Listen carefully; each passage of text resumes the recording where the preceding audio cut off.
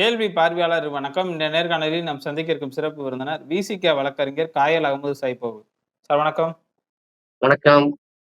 இந்த 2024 அந்த பாராளுமன்ற தேர்தல் முடிந்தது தொடங்கியே பார்த்தோம்னா, பிரதமர் மோடி அவர்கள் வந்து ஆர்எஸ்எஸ் அலுவலகத்துக்கு ஒரு 10 ஆண்டுகள் கழித்து போனாங்க. தன்னுடைய பதவி எதுவும் ராஜினாமா செய்கிறாரா? அதாவது ஓய்வு பெறுவார் அந்த மாதிரியான பல்வேறு கேள்விகள் எழுந்த சூழல்ல, ஆர்எஸ்எஸ்னுடைய தலைவர் மோகன் பகவத் அவர்கள் வந்து 75 வயதாயின்னா ஓய்வு எடுங்கன்ற மாதிரியான ஒரு கருத்த தெரிவிச்சிருக்காங்க. இதற்கு வந்து பிரதமர் மோடி அவர்கள தான் சொல்றாங்கன்ற மாதிரியான பல்வேறு கருத்துக்கள் வந்து எழும்பிக்கிட்டு இருக்கு. ஏன்னா, அண்மையில தான் பிரதமர் அவர்களுக்கு வந்து பிறந்த நாள் வர இருக்கிறது. ஆர்எஸ்எஸ் தலைவர் மோகன் பகவத் அவங்களுடைய அந்த கருத்த நீங்க எப்படி சார் பார்க்குறீங்க? ஆக்சுவலா பிரதமர் மோடியை மட்டும் நோக்கி சொல்வதாக எடுத்துக்கொள்ளக் கூடாது. அதைத்தான் சொல்கிறார். ஆனாலும் மோடிஜி வந்து அத்வானிய சொன்னாரே, "யோவ் வயசான காலத்துல ஏன்யா போட்டு உயிர வாங்கிட்டு இருக்கிறீங்க? ரிசைன் பண்ணிட்டு போங்கய்யா" அப்படின்ட்டு சொல்லாம சொன்னார்ல. எந்த அளவுக்குலாம் மோடியும், அமித்ஷா அவர்களும் வந்து அத்வானிஜிய வந்து பின்னாடி உட்காருன்னு சொன்னாங்கல்ல. அந்த காட்சிலாம் நீங்க மறந்துட்டோமா? இல்லல்ல. அத்வானி, முரளி மனோகர் ஜோஷி இந்த மாரி ஆட்கள்லாம் பார்த்தீங்கன்னா சீனியர். அசோக் சிங்கால் இவங்கெல்லாம் சீனியர்கள். அந்த பிஜேபியை கட்டமைச்சதுல வந்து மிகப்பெரிய பங்கு 90ஸ்ல 80ஸ்ல 80 90கள வந்து இவங்க தான் ஹீரோ. அவங்களையே போயா 75 இயர்ஸ் ஓல்ட் ஆயிட்டு 75 வருஷம் ஆச்சு. ஆர்எஸ்எஸ் உடைய சட்ட புத்தகத்துல அப்படிதான் இருக்கு. எழுத்துப்பூர்வமா இல்லாட்டா கூட வாய்மொழி உத்தரவு அதுதான் அப்படின்னு மோடிஜி சொன்னார்ல. அத ஞாபகம் காட்டுறாரு யாரு? மோகன் பாகவத். மோடிஜியுடைய பிறந்தநாள் 17 செப்டம்பர் 1950ல பிறந்தாரு. வரக்கூடிய 17ஆம் தேதி செப்டம்பர் மாசத்தோட 2025ல 75 வயசு கம்ப்ளீட் ஆகுது. இப்ப மோடி வந்து வெளியே போகணும். ஆனா மோடிஜி என்ன சொல்றாரு? முதல்ல நீ வெளியே போப்பாங்கிறாரு. யார? மோகன் பகவத்த. ஏன்? மோகன் பகவத் 1950 தான். அவரு வந்து மோடியை விட 6 நாள் முன்னாடி பிறந்தவர். அது 11 செப்டம்பர் 1950. அப்ப மோடிஜிக்கு முன்னாடி ஆர்எஸ்எஸ் உடைய பதவியை நீ காலி பண்ணிட்டு போன்னு சொல்லி அவங்க சொல்றாங்க. இப்படி ஏட்டிக்கு பூட்டியாக பேசக்கூடிய விஷயம் பார்க்கிறோம். இதுக்கு பின்னாடி மிகப்பெரிய ஒரு கார்ப்பரேட் சதிகள் இருக்கிறது. இல்ல இதுல வந்து கார்ப்பரேட்னா எந்த மாரி? ஆக்சுவலா மோடிஜியுடைய அந்த 11 ஆண்டு கால அந்த எரால நம்ம சொல்றோம்ல அதானி, நீரவ் மோடி, லலித் மோடி இவங்கெல்லாம் யாரு? எல்லாம் குஜராத்தில இருக்கக்கூடிய மிகப்பெரிய பணக்காரர்கள். அவங்க எல்லாம் கை தூக்கி விட்டாங்க. அனில் அம்பானி வரைக்கும் கை தூக்கி விட்டாரு யாரு? மோடி. அவர் மஞ்சள் நோட்டீஸ் கொடுத்தவர். குஜராத்தியுடைய அந்த பிசினஸ் ஹப் இருக்கு பாருங்க. அவங்க உலகம் பூரா நெட்வொர்க்கை வந்து ஏற்படுத்தினாரு. இவரு மோடி பிரதமரான பிறகு எங்கெங்கெல்லாம் போனாரோ பெரிய பெரிய பல்லாயிரக்கணக்கான கோடி பிசினஸ் டீலிங் எல்லாம் யாரு கையில கொடுத்தாருன்னா, அதானி மாதிரி, அம்பானி மாதிரி குஜராத்தினுடைய அந்த இதுக்குதான் கார்ப்பரேட் முதலீடுக்கு தான் கொடுத்தார். அதன் மூலமாக சர்வதேச அளவுல 150க்கும் மேற்பட்ட நாடுகள்ல இன்னைக்கு குஜராத்தி பிசினஸ் ஹப் வந்து தொடர்ச்சியா நடந்துகிட்டு இருக்கு. அதாவது ஒரு காலத்துல சென்ட் ஜோனஸ்பர்க் சவுத் ஆப்பிரிக்காவை தாண்டி குஜராத்திகள் எங்க இருந்தாங்க? எங்கேயுமே இல்லை. பிசினஸ் ஸ்ட்ராங் ஹோல்ட்ல யுஎஸ் யூகே கூட போயிருந்தாங்க. எப்படி வேலைக்காக போயிருப்பாங்க. ஆனா இப்போ அப்படி இல்லை. இந்த 11 ஆண்டு காலத்துடைய மோடியுடைய பிரதமரான பிறகு எந்த நாட்டுல பாத்தீங்கன்னா குஜராத்திகள் தான். பிசினஸ் உடைய டிரான்சாக்சனா இருக்கும். மார்வாடியில மிஞ்சிட்டாங்க. ஒரு காலத்துல மார்வாடி, சிந்தி, குஜராத்தின்னு சொல்லுவாங்க. இப்ப வந்து மார்வாடிகளையும் சிந்திகளையும் எல்லாம் பிசினஸ்ல டேக் ஓவர் பண்ணி போனான்னா மோடியுடைய அந்த வல்லமை.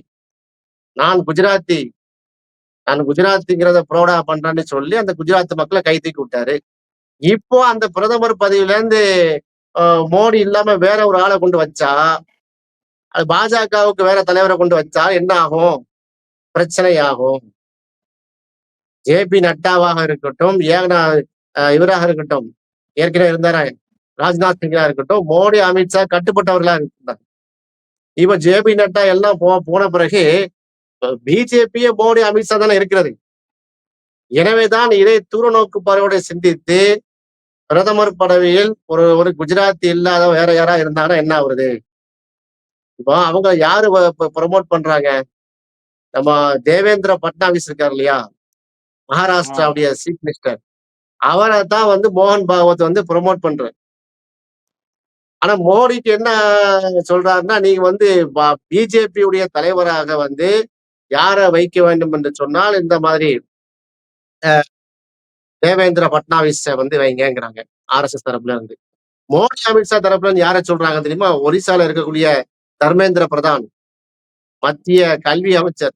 அவர தலைவரா வைங்கன்னு இவங்க சொல்றாங்க. இவங்கள சொன்னா இவங்களும் சொல்றாங்க. சரி 2 பேருமே வேண்டாம் அப்படின்னு முடிவெடுத்தாலும், திரும்ப இன்னொரு ஆள சொல்றாங்க. ஜார்க்கண்ட்ல இருந்து ஒரு ஆள சொன்னா, இவரு என்ன செய்றாரு, உத்தரப்பிரதேசத்துல இருந்து ஒரு ஆள சொல்றாரு. இப்படி ஏட்டிக்கு போட்டியாக செய்திருக்காங்க. எந்த அடிப்படையில நீங்க தர்மேந்திர பிரதான வந்து நீங்க பாஜகவுடைய தலைவரா ஆக்கணும்னு சொல்றீங்கன்னு ஆர்எஸ்எஸ் கேட்கும்போது, மோடி, அமித்ஷா சொல்றாங்க, அவர் ஒரிஸ்சால நவீன் பட்நாயக், பிஜு பட்நாயக்குடைய இதுல வந்த அந்த அந்த அரசாட்சி முறையவே, அந்த அரசாங்கத்தை, அந்த கட்சிய பலகீனப்படுத்துறதுக்கு ரொம்ப உறுதுணையா இருந்தது தர்மேந்திர பிரதானே. அதான் நம்ம கல்வி அமைச்சர குடுத்துருக்கிறோம். அவரு ஆர்எஸ்எஸ்காரர் தான். அப்படிங்கிற மாரி சொல்லி ஏதோ குழம்பு குட்டைய குழப்பி விட்டு இருக்கிறார்கள். யாரு வந்தாலும் வராவிட்டாலும், மோடிக்கு வந்து அமித்ஷா மாதிரி ஒரு நம்பிக்கையானவர் இருக்க மாட்டார். ஏன்னா அவருக்கு வந்து வயசு இப்ப 60 ஆகுது. இன்னும் 15 வயசு என்ன செய்யலாம்? இருக்குது. 1964ல பிறந்தாரு. 61 வயசு ஆச்சு. ஓகே. இன்னும் ஒரு 14 வருஷம் வந்து அவரு கட்சியிலயும், ஆட்சியிலயும் இருக்கலாம் என்பதால, அவர் மகாராஷ்டிரால வந்து பிறந்திருந்தாலும், யாரு நம்ம அமித்ஷா, மோடி வந்து அவரு குஜராத்தியா தான் பார்க்கிறார். ஏன்னா குஜராத்ல தான் வளர்ப்பு, வார்ப்பு எல்லாம் குஜராத்ல தானே அவருக்கு. அந்த அடிப்படையில அமித்ஷாவ மூவ் பண்ணா தான் சரியா இருக்கும்னு சொல்லி, பிரதமர் நான் இல்லாட்டாலும் பரவாயில்லையா, அமித்ஷா இருக்க வேண்டும் அப்படிங்கிற துணியில இருக்காரு. காரணம் இந்த குஜராத்தியுடைய பிசினஸ் ஹப், குஜராத்துடைய கார்ப்பரேட் உடைய மேட்ரு. பச்சையா சொல்லப்போனா அதானி கம்பெனியுடைய ஓனர் யார் என்று கேட்டார்ல, அரவிந்த் கெஜ்ரிவால் அவர்கள் டெல்லி சட்டசபையிலேயே தெளிவா இத சொன்னார். அதானி கம்பெனிக்கு, அதானி என்டர்பிரைசஸா இருக்கட்டும், அதானி கார்ப்பரேஷனா இருக்கட்டும், எல்லாத்துக்கும் அதானி போர்ட்ஸ், அதானி வந்து வ அ ஃப்ளை ஃப்ளைட் ஏர்போர்ட்லாம் பண்ணியிருக்காருல்ல, எல்லாருக்கும் ஆமா. வந்து ஓனர் யாருன்னா அதானி கிடையாது. பிரதமர் மோடி தான் என்று பட்டவர்த்தமா சொன்னாரு. அதை காப்பாற்ற வேண்டும் என்கிற ஒரு நிர்பந்தம் மோடிஜிக்கு இருக்கிறது. அப்படியானால் தான் இருக்க முடியாது என்று சூழல் இருக்குமேயானால், அமித்ஷாவ தான் கொண்டு வரணுங்கிற முயற்சி பண்றாங்க. இதுல வேற ஏற்கனவே அமித்ஷா சொல்லிவிட்டார். 2023ல இந்த பிரச்சனை வந்துச்சு. 2 வருஷத்துல நீங்க வந்து விலக வேண்டி இருக்குமே. 2024 பொதுத் தேர்தல்ல எப்படி மோடிய கண்டெஸ்ட் பண்ண வைப்பீங்க? நிதின் கட்கரிய கொண்டு வாங்கன்னு ஆர்எஸ்எஸ் சொன்னாங்க. அப்போ அமித்ஷா சொன்ன பதில் என்ன தெரியுமா? அமித்ஷா பதில் ம். சொல்றாரு. யாருக்கு? மோகன் பகவத்துக்கு, ஆர்எஸ்எஸ்க்கு. என்ன சொன்னாரு? அதெல்லாம் இல்ல. 2029லயும் மோடி தான் வந்து பிரதமர் வேட்பாளர். இப்படி சொன்னாங்க. சொல்ல வச்சாரு மோடிஜி. அப்ப இதையெல்லாம் பார்க்கும்போது ஆர்எஸ்எஸ்க்கும் பாஜகவும் கும்மிடிப்புடி சண்டை வந்து மூடிவிட்டது. ஒரு காலத்துல வந்து ஆர்எஸ்எஸ் சொல்லத்தான் பாஜக கேட்டுக்கொண்டிருந்தது. இன்றைக்கு மோடி, அமித்ஷா கையில் பாஜக சிக்கிய பிறகு, பிஜேபி சிக்கிய பிறகு, நீ என்னடா ஆர்எஸ்எஸ் உடைய நூற்றாண்டு விழா நடத்தி உனக்கு தண்ணிய ஊத்தி ஞான ஸ்நானம் பண்ணி தொளிச்சு விட்டுருவோங்கிற முடிவுல இருக்காரா என்னமோ இல்ல தெரியவில்லை. அப்படி விட்டு குடுப்பாங்களா என்ன? அது எப்படி விட்டுக் கொடுக்க முடியும்? சூத்திரவா தள்ளி நில்லுங்கன்றுவாங்க. புரியுதா? மோடி வந்து பிராமின் கிடையாது. இதெல்லாம் உள்குத்து இருக்கிறது. என்ன என்ன இவ்வளவு ஓவரா போறீங்க என்ன? அப்படின்னுவாங்க. நாங்க போட்ட கோட்ல ரோடு போட்டு 4 கார் நாங்க வாங்கியிருக்கோம். அந்த கார்ல நீ பவனி படுற மாதிரி தான் உன்னுடைய வேலை. நீ ஆர்எஸ்எஸ்ஸே கட்டுப்படுத்திடுவாங்கிற அளவுக்கு அது போய்விடும். அதனால தான் வந்து கொஞ்சம் மோடி அடக்கி வாசித்துக் கொண்டு அமித்ஷா இல்ல இப்ப வச்சு பேச பேச வைத்துக் கொண்டிருக்காங்க. இப்ப இதுல வந்து ஆர்எஸ்எஸ்னுடைய செயல் திட்டம் தான் என்ன? இப்ப வந்து நீங்க சொல்றீங்க, தேவேந்திர பட்னாவிஸ வந்து பாஜக தலைவரா கொண்டு வரணும்னு சொல்லிட்டு. இத தாண்டி வேற எதுவும் திட்டம் இருக்கா? இல்ல ஆர்எஸ்எஸ் குடுத்த எந்த திட்டத்தையும் வந்து பாஜக தற்போது வந்து நடைமுறைப்படுத்தாம இருக்காங்களா? இதுல ஆர்எஸ்எஸ் பொறுத்தவரையில 2024ல இவங்க சொல்ல கேட்டிருந்தான். மோடி, அமித்ஷாலாம் ஆர்எஸ்எஸ் சொல்லை கேட்டிருந்தால், ஆர்எஸ்எஸ் உடைய தொண்டர்கள் நாடு ஃபுல்லா இறங்கி வேலை செஞ்சிருந்தா, அவங்க சொன்ன மாதிரி 400 பார் வந்திருக்கும். 400க்கு மேற்பட்ட இடத்துல வந்திருப்பாங்க. எப்படி? இவிஎம் மிஷின் அடிச்சு மாத்துறது தானே. எல்லாரும் ஆமா. என்ன பாஜகவுக்கு ஓட்டு போட்டா வர்றாங்க. அது பக்கா திருட்டு என்று தெரிகிறது. இதை வெளியே சொல்ல முடியவில்லை. வெளியே சொல்றவங்கள வந்து வழக்கு பாயும். எங்க ப்ரூஃப் இருக்கான்னு கேட்பாங்க. இப்ப தமிழ்நாட்டுல எல்லாம் என்ன செய்யல, அது வைக்க மாட்டாங்க. வடக்க ஃபுல்லா நம்ம நேரடியா பார்க்கிறோமங்க. இத பெரிய சயின்டிபிக் எவிடன்ஸா பண்ண போறோம். ரோட்ல 5 மணிக்கு வந்து பூத்த வந்து குளோஸ் பண்றாங்க. எலக்ஷன் முடிந்த பிறகு. அந்த இப்ப இவிஎம் மிஷினோட அங்க உள்ள தேர்தல் அதிகாரிகள் எங்க இருந்தாங்க? லாட்ஜ்ல இருந்தாங்களா இல்லையா? இப்ப என்ன பாதுகாப்பு? ரோட்ல கிடந்துச்சுங்க இவிஎம் மிஷினு. மக்கள் வந்து வாக்கு செலுத்திய இவிஎம் மிஷின் உத்தரப்பிரதேசம் ரோட்ல கிடந்துச்சா இல்லையா? எவ்வளவு வீடியோக்கள் பார்த்தோம். அப்ப இந்த நிலையில இவங்க செஞ்சிருந்தா வந்திருப்பாங்க. காரணம் அவங்க இவரை பொறுத்தவரையில, ஆர்எஸ்எஸ்ஸை பொறுத்தவரை இந்துத்துவ அஜெண்டா தான். அதாவது முழுக்க முழுக்க இந்துத்துவ அஜெண்டா என்னமோ அதான் செயல்படுத்தணும். ஆனா மோடிய பொறுத்தவரைக்கும் மோடி கரிஷ்மா என்று மாற்றி விட்டார். நான் தான்டா வந்து பாஜக, நான் தான் ஆர்எஸ்எஸ், நான் தான் இந்துத்துவா.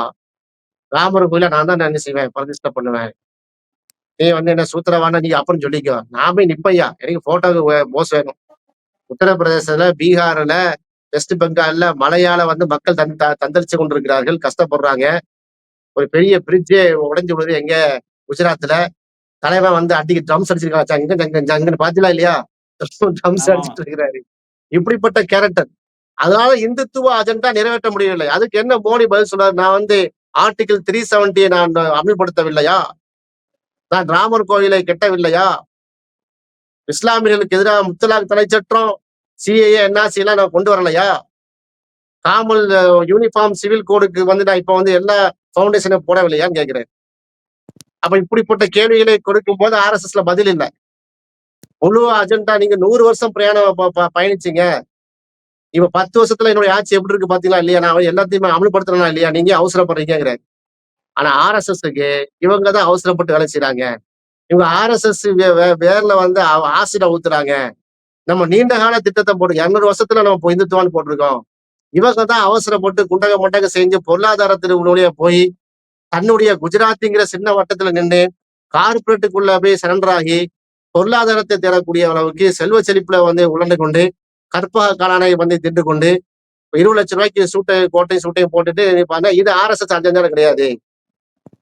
வாஜ்பாயும் ஆர்எஸ்எஸ் உடைய ஃபுல் டைமர் தான். அவர் எப்படியா பிரதமரா இருந்தாரு? சாதாரண சட்டை தான் போட்டுட்டு இருந்தாரு. மோடிஜி அப்படி இல்லையா? தனி பிளைட்ல பறக்கிறாரு. 3 லட்சம் ரூபாய்க்கு கற்பக காலன் ஒரு சாப்பிடுறதுக்கு அப்படி சாப்பிடுறாரு.